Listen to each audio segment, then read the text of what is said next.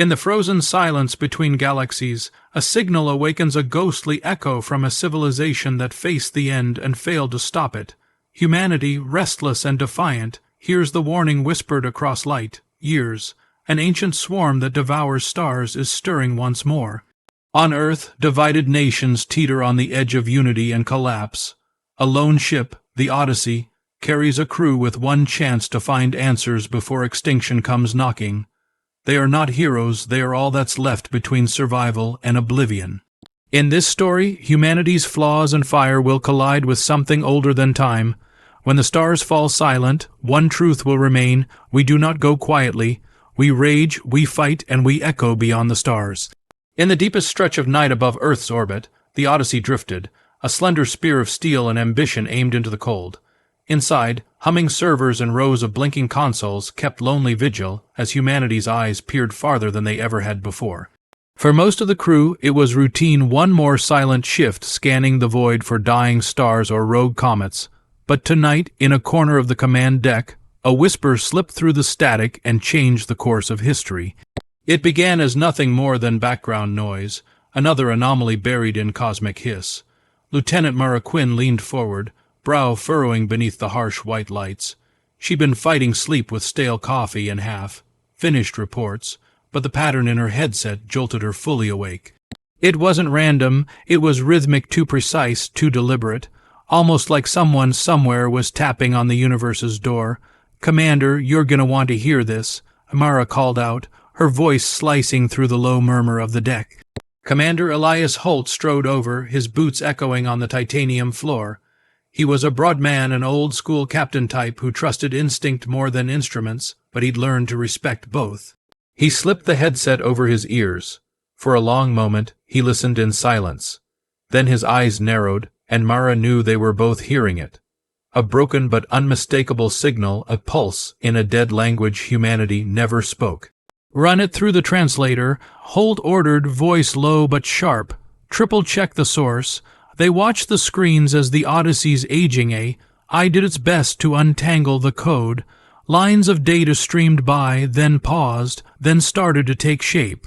Words, names, coordinates, a single haunting phrase repeated like a chant carved into the bones of space. "They are coming. They devour the stars. We failed. You must not." Silence swallowed the deck when the words finally stopped scrolling. It felt as if the hum of the ship itself was holding its breath. "Where's it coming from?" Holt asked. "Edge of the Perseus Veil," Amara said. Her voice wavered despite the professionalism she forced onto it. That's past anything mapped. Deep space, farther than the colonies. Commander, that signal's been bouncing for millennia." Holt didn't respond immediately. He paced, eyes fixed on the projection of stars spinning lazily in the center holotable. Humanity was young among the stars, brave, reckless, still fresh with the thrill of calling itself interstellar. But here, in this cold whisper, lay a sobering reminder that the universe did not care for human ambition. There were things older, vast enough to swallow empires whole, and patient enough to wait until new lights dared to spark. "Log it," Holt said at last. "Encrypt everything. No wide broadcast until command sees this." Amara hesitated. "Do you think they'll listen? They're so busy fighting each other over mining rights and colony borders. Who cares about a ghost signal, right?" Holt's jaw tightened. He'd seen what politics did to truth. "That's why we don't give them the choice. We're turning this ship around." 6 hours later, the Odyssey slipped back toward the Sol Gate, its engines burning ion blue against the darkness. Holt stood in the observation bay alone. He watched Earth slowly come into view, a blue marble drowning in city lights and storm bands, fragile, divided, worth every ounce of the fight ahead. Behind him, Mara joined him, holding 2 mugs of coffee. She handed him one, offering a tired smile that didn't quite reach her eyes. "Do you really think they're coming?" she asked. Holt didn't answer at first. He thought of the warning, the desperation coded into that ancient echo. He thought of what it must have taken to send a final message across the abyss, a dying civilization's last gasp, hoping that someone, somewhere, would hear and do better. "I think," Holt said finally, "that if they're out there, and they've woken up again, then we've got a choice. We run and hide until they find us anyway, or we find out what they are before they find us. Mara sipped her coffee, staring at the swirl of the Milky Way. So, what are we really doing, Commander? Holt's eyes were hard now, set on a point far beyond the planet spinning beneath them.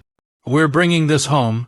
If this is real, every leader, every nation, every human needs to see what's waiting in the dark.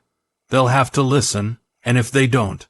He turned to her, and for the first time Mara saw not just a commander, but a man ready to burn the stars before letting them fall. Then we'll make them. In the darkness outside, the stars seemed to flicker, like ancient eyes opening one by one. Somewhere, beyond the reach of telescopes and treaties, something vast and patient stirred. The signal had been heard, the echo had found its mark, and humanity, stubborn, flawed, defiant, was about to answer. The Odyssey emerged from the Sol Gate in a burst of cold, artificial lightning. Behind it, Earth's defenses blinked awake, eyes of steel and orbital railguns tracking the returning ship like a stray thought in the night. Protocol demanded questions, but Holt had made sure they'd have answers no one would want to hear. Inside, the crew was quiet. The corridors felt tighter now, the recycled air tasting faintly of burnt ozone and stale coffee. Mara walked briskly through the main corridor, datapad in hand, replaying the signal again and again. Every time the static gave way to that ancient voice, a chill climbed her spine. On Deck 4, Technician Rami Alvarez sat cross-legged beneath a tangle of exposed conduit, welding torch in hand. Sparks danced off his visor as he muttered curses at a stubborn circuit.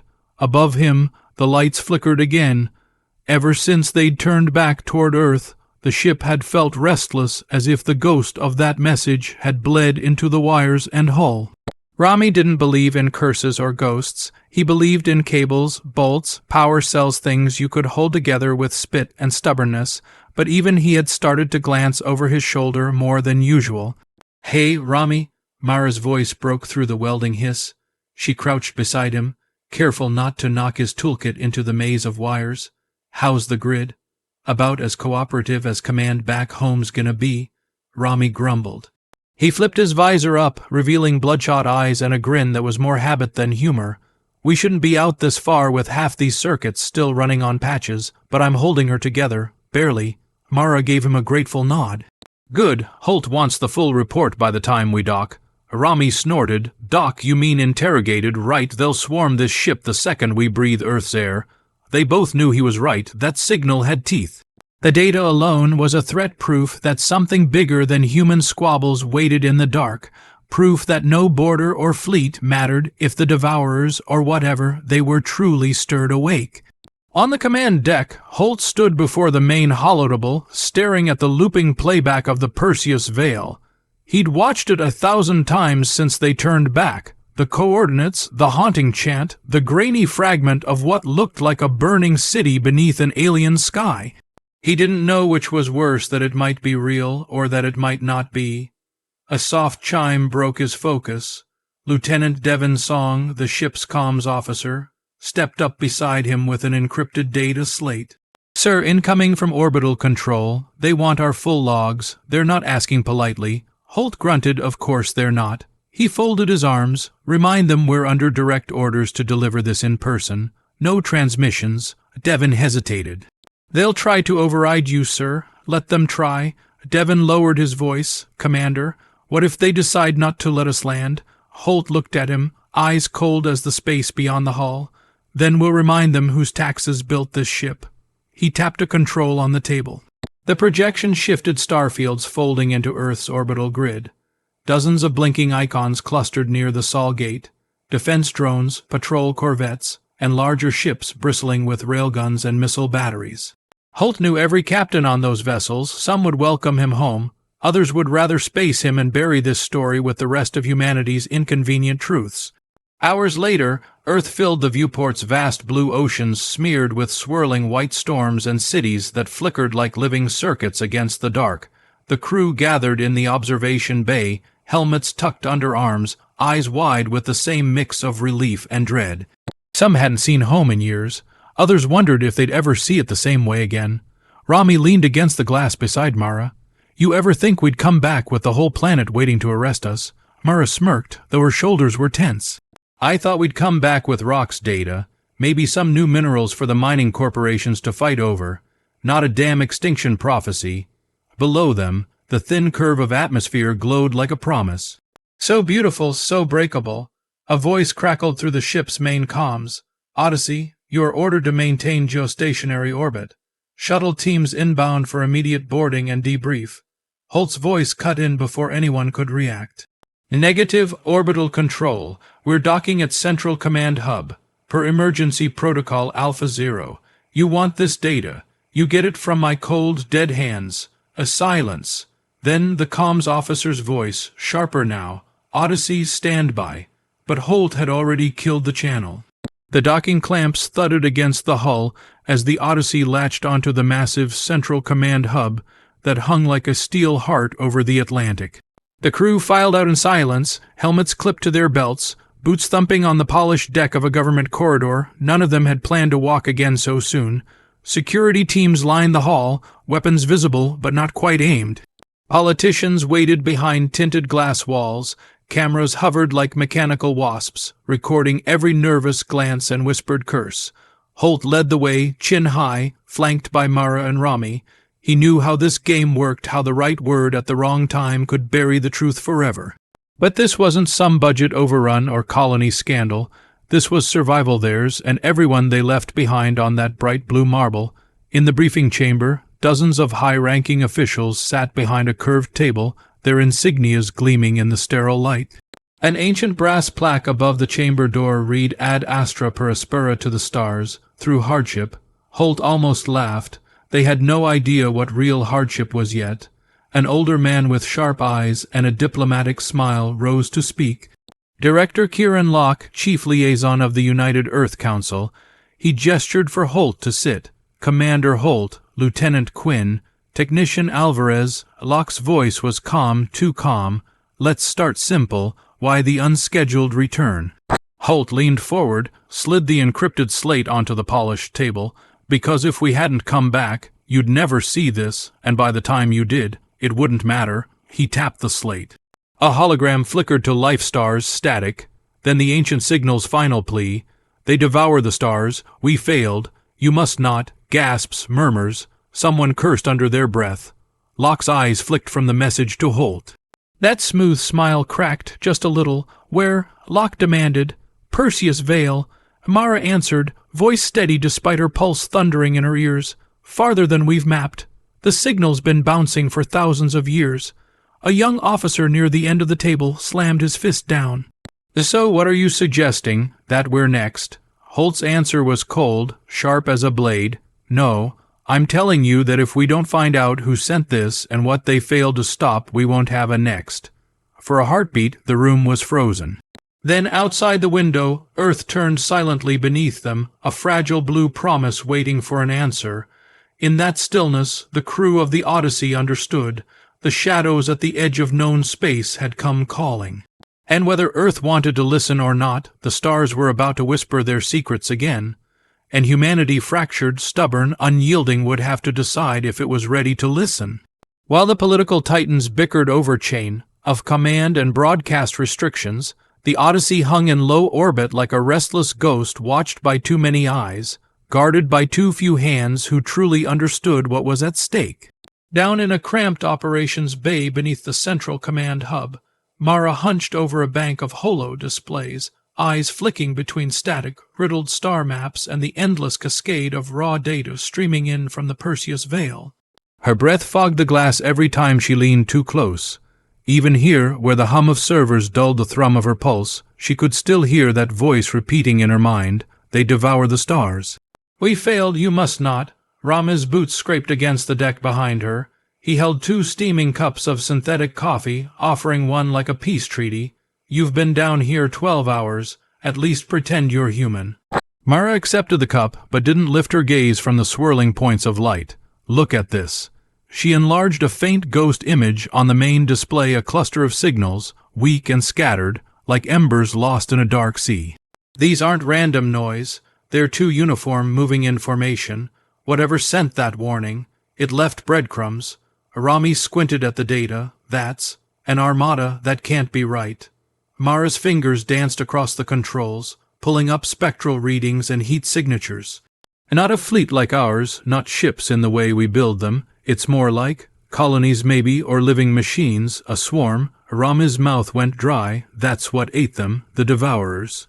Outside the reinforced viewport, Earth's curve glowed under the drifting shield of orbital defenses drones, gun batteries, silent stations. All that firepower would mean nothing if this ghost swarm really did feed on entire suns. Suddenly, the door slid open behind them. Holt stepped in, his eyes sharp, his uniform crisp despite 3 days without sleep. He didn't waste words. Status. Amara turned, the adrenaline of discovery burning off the exhaustion in her bones. Commander, the signal wasn't just a distress beacon. It's a map, a trail, and this. She gestured to the drifting cluster on the display. This is what's left of them, or what's coming for us. Holt studied the faint echoes on the screen. How long until they're on our doorstep? Amara's answer was a whisper. Years, maybe decades, maybe less if they're waking up again. Rami slammed his cup down, liquid sloshing over his boots. So what? We sit here and wait to die. Hope the council throws together a bigger gun. Holt shook his head. No, we do what they failed to do. We find them before they find us. 3 levels above, the council's emergency chamber buzzed like a hornet's nest. Senators and military brass traded accusations over strategy and secrecy. Director Locke stood at the heart of it, trying to herd their fear into something resembling a plan. Deploying a preemptive strike is lunacy, barked Admiral Chen, pounding the table for emphasis. We don't know what they are, what they want, or even if they're still active. Locke's reply was icy calm. If we wait until they cross the exoplanet perimeter, we'll be burying cities by the time we understand. He gestured, and the room's holoprojector flickered to life Mara's ghost fleet, hanging like a smear of darkness across the Perseus Veil. This is what they found. The Odyssey's data holds every trace we need to verify. I propose we send an expedition, not a war fleet, a scout unit, rapid recon, deep stealth. We see if there's any chance to negotiate, learn, steal technology, whatever it takes to give us a fighting chance. Another general leaned forward, voice dripping with skepticism. And you think they'll let us waltz in and ask politely? Locke's smile was as thin as the vacuum between stars. No, but I'd rather stare this threat in the eye than wait for it to knock on our door. Back in the operations bay, Holt's mind was already racing ahead of the politicians. He turned to Mara and Rami, resolve settling on him like armor. We're going back out there. Rami balked. You think they'll greenlight another mission after we just threw half the orbital fleet into panic mode? Holt's smile was grim. They won't have a choice. The data is ours. The Odyssey is still the only ship with the range and the crew to handle this run. If they want answers, they'll send us. He placed a hand on Mara's shoulder, not as a commander, but as the one man on this ship who knew exactly how deep the darkness ran. Find me every trace of that swarm, plot the cleanest jump path, and prep the rest of the crew. Mara nodded. Rami exhaled a long breath that sounded more like a prayer. Outside the viewport, Earth spun in all its fragile beauty, unaware that a shadow moved closer with every tick of the clock. Hours later, when the council finally agreed to the inevitable, the Odyssey floated free from its cradle. Once more, a single steel needle pointed into the unknown. As the main engines rumbled to life, Holt stood on the bridge, the Ghost Fleet's coordinates burning on the main screen. His reflection shimmered in the viewport, one man among billions daring to stand against something vast enough to eat galaxies. In that moment, Earth's distant lights seemed to flicker not with fear, but with a stubborn, defiant hope.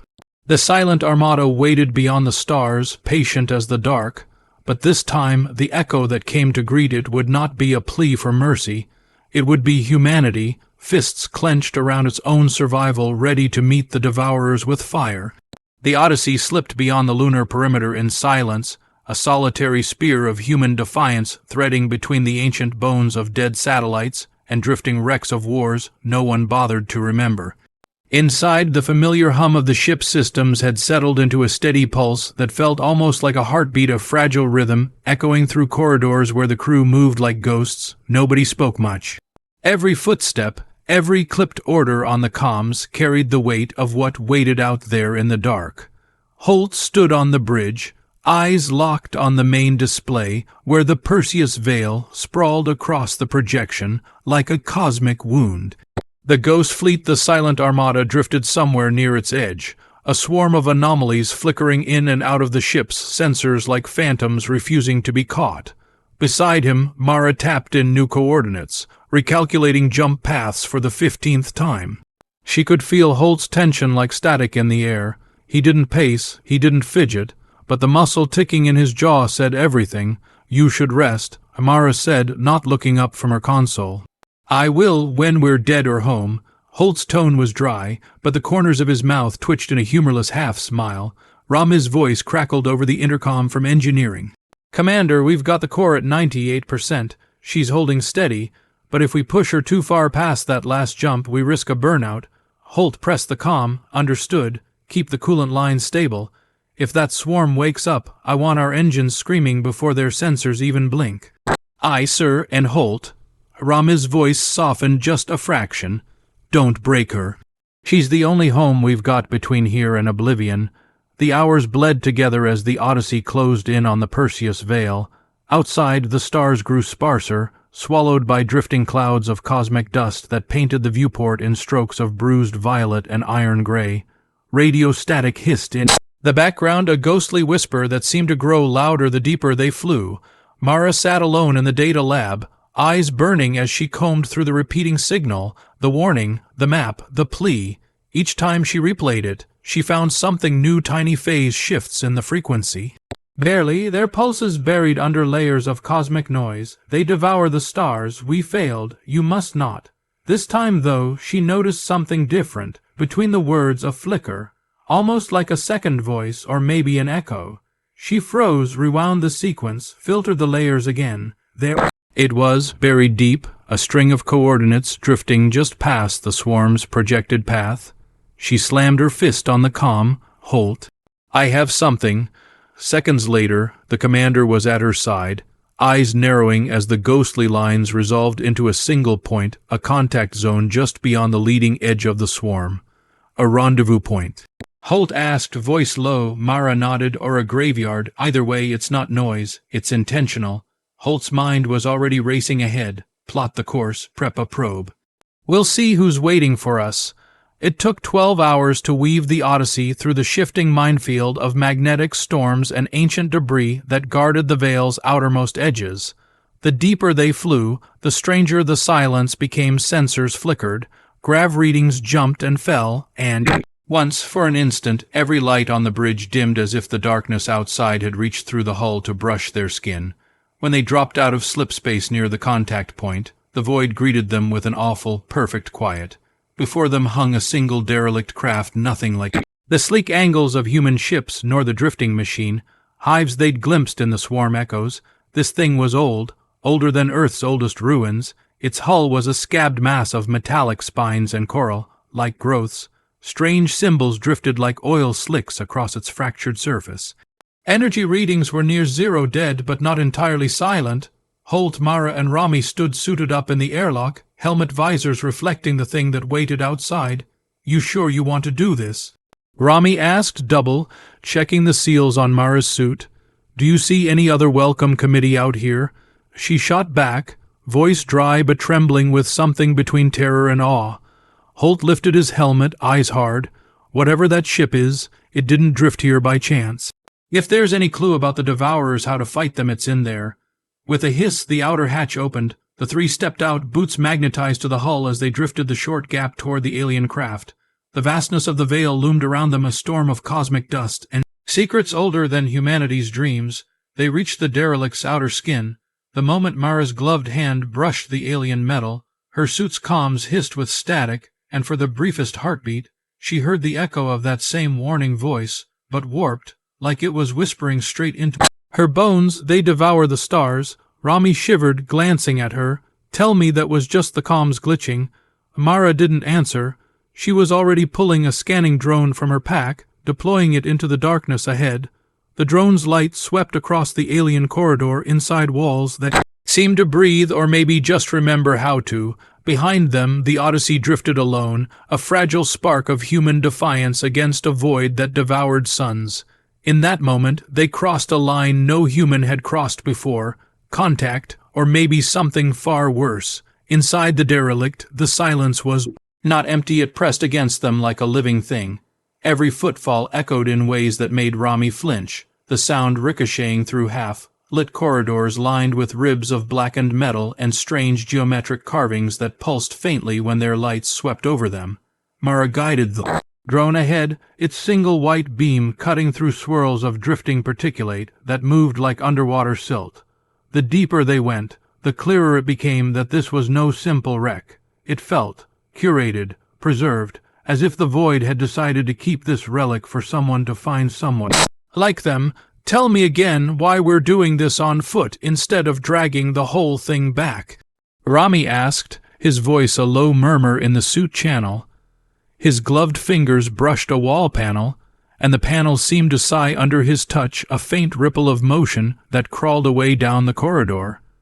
Because if we move it, we might lose whatever's left alive in here, Mara said, eyes scanning the drone's readouts. Sensors show sealed chambers further in residual power, microatmosphere pockets. Something's still working. Holt brought up the rear pulse rifle slung over his shoulder. He'd given up pretending this was a standard survey the second they stepped through the breach hatch. He knew they all knew that any fragment of data, any scrap of alien technology might spell the difference between Earth's survival or extinction.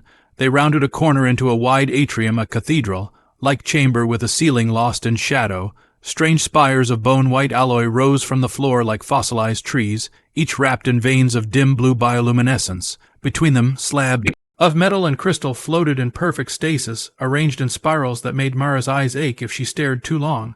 She knelt by one of the slabs. Its surface shimmered with shapes that danced away the closer she leaned, in scripts or symbols that refused to hold still under human light. Rami circled the room's edge, sweeping his scanner across the walls. No bodies, no crew, no signs of a fight, just left behind. Holt stepped closer to the largest floating slab. He ran a gloved hand just above its surface, not touching, but close enough to feel a static pull. This wasn't a ship for war, he said quietly. This was something else. A library, maybe. Or a tomb. Mara's brow furrowed, or both. Suddenly, the drone's feed flickered, then died. A cold dread slithered down Mara's spine. She tapped her helmet feed, trying to pull up diagnostics, but the device didn't even respond with an error. Dead, as if something had swallowed the signal whole. Before they could react, the faint hum beneath their boots shifted, a gentle tremor that resonated through the slabs and up into the ribbed walls. One by one, the slabs began to drift apart, the spirals unfurling like a mechanical flower blooming in reverse. Holt dropped into a defensive crouch, motioning Rami behind him. Mara, what did you touch? Nothing, she said, voice hoarse. I swear I didn't. But her words died when a sphere of light emerged from the center of the unfurling slabs, a pulsing orb of pale gold, shot through with filaments of deep green and violet. It hovered, bobbing slightly in the thin air, then rotated to face Mara as if it recognized her. It spoke not in sound, but in the same awful, beautiful echo that had haunted the warning signal. They devour the stars. We failed. You must not. Rami backed away, boots scraping against the ancient floor. It's the same message. But it's aware it's talking to us. Mara forced herself to stand her ground, heart hammering in her ribs. It's more than a beacon. It's an AI or a remnant. Maybe a mind trapped in the ship. The orb pulsed, strands of colored light drifting outward like delicate roots searching for contact. Holt stepped forward, just enough to shield Mara with his body. What are you? Holt asked, voice calm but edged with iron. Why bring us here? The orb's light flared, washing the hall in a pale glow. Images flickered in the air between them, impossible vistas of star systems burning, black swarms blotting out suns like locusts. A glimpse of cities that spanned worlds, falling to ruin as oceans of mechanical darkness swept over them. Then a single spiral galaxy, Earth's coordinates blinking faintly at one edge. The swarm drifted on its fringe, not moving yet, but coiled, patient, alive. You must not fail, the voice said again, but now another layer rode beneath the warning, sharper, pleading. Take the seed, become the flame. Burn the devourers before they wake. Rama's eyes darted between the images and the sphere. Seed, what seed? The orb pulsed once more. From the base of the central slab, a small node detached a crystalline core, no bigger than Holt's fist, swirling with the same ghostly light. Mara stepped forward, reaching for it. Holt caught her wrist. "You touch that, there's no turning back." She met his gaze through the visor, fear and resolve dancing in equal measure behind her eyes. "Commander." "We crossed that line the moment we left Earth." Holt released her. Mara's fingers closed around the seed, warm and impossibly light. The moment she lifted it, the orb dimmed, the slabs folded back into their spirals, and the tremor beneath their boots faded to nothing. Whatever this hall had been, waiting for it had just given it to them. Outside, the Odyssey floated alone against the Perseus Veil's shifting glow. Inside, humanity's last hope, or its final curse, pulsed quietly in Mara's hands. Somewhere in the deep dark beyond, the Devourers dreamed in silence, but now the flame had found a new keeper, and it would not sleep. The journey back through the alien corridors felt different now, heavier, as if the derelict ship itself was watching them leave with the seed it had guarded for uncounted centuries. Mara could feel the weight of it through her suit, a pulsing warmth that hummed against her palm like a tiny heart trying to match her own. Behind her, Holt moved in silence, scanning every corner, every shifting shadow. Rami's voice broke the quiet once, dry and cracking through the comms. "I swear, I keep expecting that thing to wake up. Wrap us in vines, drag us back." Mara didn't reply. She didn't trust her voice not to crack either. She kept her eyes on the path ahead, the breach hatch where their tether line led back to the waiting Odyssey. When they emerged into the void again, the sight of their ship drifting alone in that swirling cloud of cosmic dust was like seeing a lighthouse on a storm. Racked shore, home, but only barely. They crossed the tether line one by one, boots clamping to the hull with solid, reassuring thuds. Holt was last through the lock, helmet off, eyes on Mara's gloved hand. The seed glowed faintly inside the containment pod she'd secured it in, flickers of pale light leaking through the transparent alloy. "Secure it in the core vault," Holt ordered, voice flat with exhaustion. "No scans." "No poking, not yet." Mara nodded, carrying the pod like a priestess with a holy relic. Rami watched her go, then turned to Holt, rubbing a trembling hand across his stubbled jaw. "You think this thing's really our salvation?" Rami asked, voice low, "Or did we just bring a ghost bomb on board?" Holt didn't answer immediately. He glanced through the observation window where Mara's silhouette passed, the glow of the seed casting long shadows. "I think," Holt said at last, "it's the only chance we've got. And we don't get to choose clean miracles anymore, Rami. We take what we can hold." Hours later, in the cramped mission briefing room, the three of them gathered again. Star charts flickered across the holo table, the swarm's projected path creeping closer to Earth's spiral arm like a bruise spreading under skin. Mara sat rigid, hands wrapped tight around a mug of coffee gone cold. The seed lay in its containment cradle, connected by a single conduit to the table's interface. It pulsed with unreadable signals that no human system could yet parse. "We need to take it back to Earth," Amara said, voice steady but eyes rimmed red. "Every lab, every mind we have left. If this seed holds even a fraction of what that entity showed us, it's a weapon, or a cure, or both." Rami shook his head. "Or it's bait for the swarm." For whatever made the swarm, Holt looked at them both, his hands braced on the edge of the table. The silence that settled between them was not fear, not exactly, but something colder, the knowledge that the next choice could damn every soul left on Earth. Finally, Holt leaned in, voice low but unflinching. "We didn't come this far to run scared now. We make the jump home, we trust the risk, and when we hit orbit, we don't hand this over to anyone unprepared to bleed for it." He met Mara's eyes. "You started this. You're finishing it." Mara exhaled, nodded once, then turned her gaze back to the pulsing seed, a tiny sun in the dark, alive with secrets older than any human hope. Outside the hull, the veil's shadows shifted, whispering against the Odyssey's skin like the first brush of a coming storm. Devourers were not yet awake, but they would be, and this time humanity would not be waiting in the dark without a flame to answer them. The jump engines spun up, and the Odyssey prepared to return to the light. The Odyssey knifed through folded space, engines humming with the uneasy rhythm of a ship carrying something it was never meant to bear. In the observation bay, Mara stood alone, visor off, eyes locked on the flicker of the seed within its containment cradle. For the first time since they'd left the derelict, the glow had begun to pulse faster, urgent, frantic, like a heartbeat. Out of sync with reality, Holt's voice cracked through her earpiece. "We've got an anomaly on the long-range comms. You seeing this?" She didn't answer, didn't need to. A ripple of static hissed through the walls around her, like distant whispers in a cathedral. Screens across the bay flickered, star maps glitching, feeds splitting into kaleidoscopic fragments. The seed pulsed again then, for a breathless moment, a single coherent signal erupted from it, a pattern, a code, and behind it, a voice, not words, not human, not alive.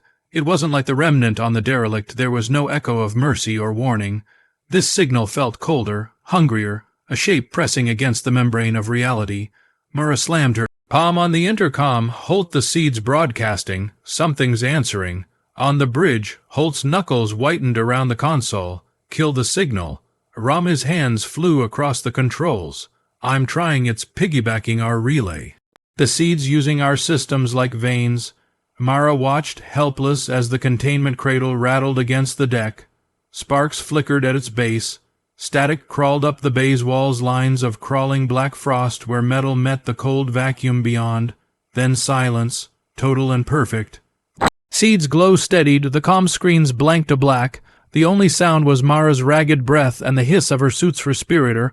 Holt's voice cut in tight. "Report." Mara forced her voice steady. It made contact. "Something out there knows we have it now. Doesn't change the mission," Holt said, but his voice betrayed him, that crack in the armor they all carried. A single thought they didn't dare speak. "We didn't just find hope. We lit a beacon in the dark, and someone is watching." Outside the Odyssey hull, the stars spun on in silence, but somewhere in that dark, something vast and sleepless had turned its gaze toward a fragile blue world and the spark that burned at its heart, and it was moving. The hum of the Odyssey's engines was the only sound as Mara floated outside the core vault. Helmet tucked under her arm. Inside the vault's reinforced glass, the seed rested. Its glow no longer gentle, it pulsed like a warning light, a heartbeat counting down. Holt stood at her side, arms crossed, eyes locked on the flickering cradle. "Command's going to tear this ship apart when we—" "Doc," he said, "they'll want it, they'll dissect it, and if they can't control it, they'll bury it. Amara finished for him or us with it." Rama's voice crackled over the comm. "You need to see this." Now, they made their way to the bridge, boots echoing down the narrow corridor. Rami stood by the main console, eyes wide. A comm window floated above the dash, a direct feed from Earth's orbital command. Lines of text flickered through encrypted channels, all carrying the same blunt message. "New directive priority, asset to be secured by any means, crew to be contained." Rami scoffed, bitterness in his grin. "That's a polite way to say they'll board us the second we hit dock." Holt's jaw worked as he read the orders again. "They think we're a risk. They don't trust us to handle it." "They're right," Amara murmured, surprising them both. She didn't look up. Her eyes were fixed on the tiny line at the end of the message, a name she recognized, someone she'd trusted back on Earth, someone who'd promised to fight for her research, not bury it. She felt a cold, hollow ache bloom in her chest. "We're not giving them the chance." Holt's eyes narrowed, meaning, "We run the betrayal protocol." She said it quietly, as if afraid the ship itself might overhear. "We don't dock at the orbital array. We drop low orbit, transfer the seed dirtside to someone we trust. Off books, if command wants to dissect it, they'll have to catch it first." Rami let out a low laugh. "You realize what you're saying, right? We go from heroes to traitors in the time it takes to break Atmo." Holt's gaze met Mara's. For a heartbeat, the old loyalty flickered there, the belief that what they'd found might matter more than the rules written by frightened men in distant bunkers. "Commander." Mara pressed. Holt exhaled, a ghost of a smile breaking through his grim resolve. "Spin the engines hot." "I'll plot us a course." Outside the viewport, Earth bloomed into sight, a fragile swirl of blue and green, so beautiful it hurt to look at. Somewhere below, the last chance for salvation or damnation waited for them to make their move, and they would, because they were no longer explorers, no longer soldiers. They were thieves now stealing fire from the dark. Earth's curve glowed like a promise beneath the Odyssey. For Mara, it felt like standing on the knife's edge of two worlds, the one she'd sworn to protect, and the new one beating like a hidden sun in the seed vault below her feet. The bridge lights flickered red as Holt braced at the nav console. Orbital commands pinging us again. They know we're off course. Rami's fingers danced over the comms, voice low. Ghost drop is prepped. One shot. If they track it, they won't. Amara cut in. She refused to let her doubts slip through. Not now. Below them, storm clouds spiraled over the Dryle. And's the drop zone. Somewhere under that shifting sky, a trusted underground cell waited. Scientists, survivors, people ready to bury the seed where Command couldn't rip it apart in a lab. Holt locked eyes with her. Once we fire the pod, we're targets. You ready for that? Mara nodded. We didn't come this far to hand it back to the same hands that failed us. The launch alarm echoed through the deck. A mechanical thunk reverberated deep in the hull, the seed pod sliding into the forward drop chute. Mara watched on the external feed as the pod disengaged, a tiny spark falling through the swirl of clouds, carrying humanity's last gamble. Pod away, Rami breathed, signal masking engaged. Holt's voice dropped, softer than she'd ever heard it. God help whoever catches it. In the silence that followed, the comms lit up command barking orders, threats, demands. Holt shut them off with a flick of his wrist. Mara stared at the drifting earth, the blue marble that had birthed them all, still so heartbreakingly fragile. They'll come for us, Rami said. Mara just smiled, a tired, defiant grin. Let them try. Outside, the Odyssey's engines roared. The stars swallowed her hull as she banked away from the grid, a lone spark burning back into the dark, carrying 3 traders and the fire they'd stolen for the world below. The silence in the Odyssey's cockpit was heavy but different now, not just the calm before the storm, but a quiet born of survival. The swarm had been broken, shattered against their defiance, but the cost was written in every scar on the hull and every weary breath the crew took. Mara leaned forward, eyes locked on the endless expanse of stars outside. They weren't just pinpricks of light anymore, they were beacons. Signals, warnings, legacies. Rami adjusted the comms, broadcasting a message into the void, raw and clear. Humanity endures. That simple declaration rippled through the dark, a pulse of hope sent to whoever was listening, wherever they might be. The swarm might have hunted them, and command might still rage from the ashes of control, but here beyond the planet the story was far from over. Holt rested a hand on Mara's shoulder. They'll hear us. Mara nodded. And they'll know what we fought for. Around them, the crew carried the weight of lost friends and foes. Sacrifices too many to count, yet despite everything, a quiet strength filled the air. The fire they'd stolen wasn't just in the seed pod now. It was inside them, burning steady. Outside, the stars stretched infinitely, a canvas of possibility. For the first time, the Odyssey was more than a ship, it was a symbol. A spark lighting the way for new worlds, new lives, new stories yet to be told. As they set course beyond the familiar, Mara whispered, we write our legacy here, not just for us, but for all those who come after. The stars answered back in silence, infinite and eternal.